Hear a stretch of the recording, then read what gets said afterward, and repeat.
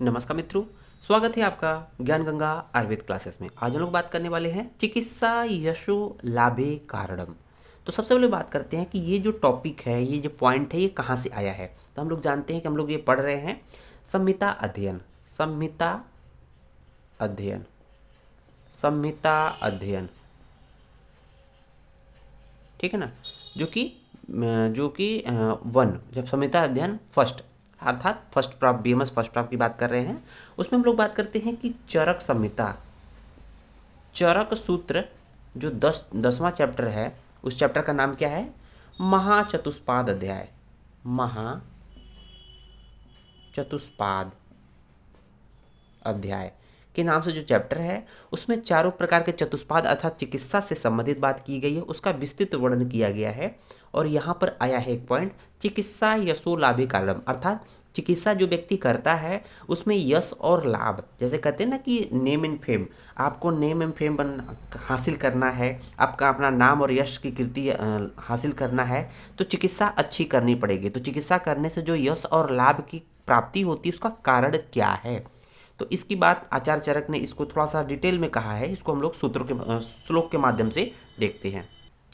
तो यहाँ देख रहे होंगे आचार्य चरक ने बहुत ही क्लियर कट शब्दों में कह दिया है कि साध्य असाध्य विभागो, साध्य असाध्य विभाग अज्ञो ज्ञान पूर्वम चिकित्सक काले च आरभते कर्म यत साधयति ध्रुवम। तो कहने का मतलब चिकित्सा कौन करेगा? चिकित्सक। चिकित्सा कौन करेगा? चिकित्सक। जो चिकित्सक साध्यता असाध्यता का विभाग अर्थात उसमें विभेद कर लेता है, उसको जानता है कि कौन सा रोग साध्य है, कौन सा रोग असाध्य है। अगर साध्य रोगों की चिकित्सा करेगा तो निश्चित रूप से उसको सफलता मिलेगी। तो जो चिकित्सक साध्यता असाध्यता का विभाग अर्थात उसका उसमें विभाजन कर लेता है और ज्ञानपूर्वक समय पर चिकित्सा आरंभ, च आरभते मतलब प्रारंभ करता है, तो निश्चित ही उसे कर्मयत साधयति ध्रुवम, तो निश्चित ही उसे सफलता मिलती है, निश्चित ही उसे सफलता मिलती है। तो यहाँ पर चरक ने क्लियर कट कहा है। अब इसको हम लोग फ्लो चार्ट में कैसे बना लेंगे और इजीली याद हो जाएगा कि चिकित्सक, मान लीजिए कोई चिकित्सक है, ठीक है ना, चिकित्सक है, वो चिकित्सा करेगा, लेकिन चिकित्सा करने से पहले क्या करना है उसे?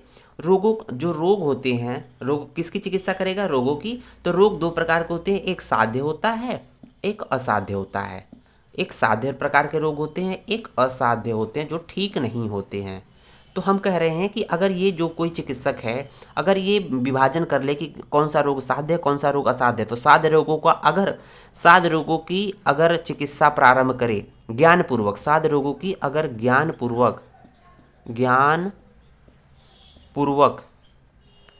समय पर, ज्ञानपूर्वक समय पर चिकित्सा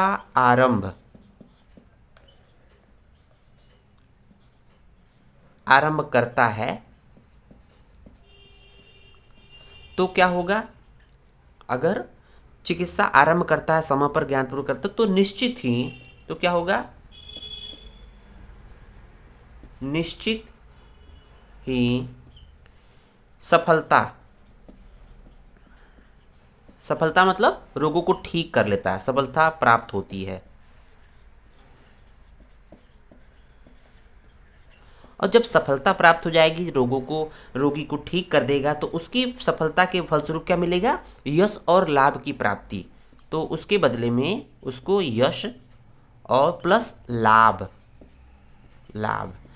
क्या है? लाभ के रूप में उसको पैसा मिलेगा और यश के रूप में उसके नाम सब लोग जानने लगेंगे कि फला डॉक्टर है, बहुत अच्छा चिकित्सा करता है। और जब अच्छा नाम होगा तो पैसा तो ऑटोमेटिक आएगा, इसलिए यश और लाभ की प्राप्ति आएगी। तो कहने का मतलब कोई भी अगर चिकित्सक रोगों की अगर साध्यता को अगर ज्ञानपूर्वक को जानता है और उसको जानने के बाद अगर साध्य रोगों की ज्ञानपूर्वक चिकित्सा प्रारंभ करता है और समय पर प्रारंभ करता है, तो क्या होगा? निश्चित ही सफलता प्राप्त होती है। जब सफलता मिल जाएगी तो यश और लाभ की प्राप्ति तो स्वाभाविक रूप से हो जाएगी। तो यही कारण है कि साध्य असाध्य को जानने वाला वैद्य, कहने का मतलब मेन कारण क्या है?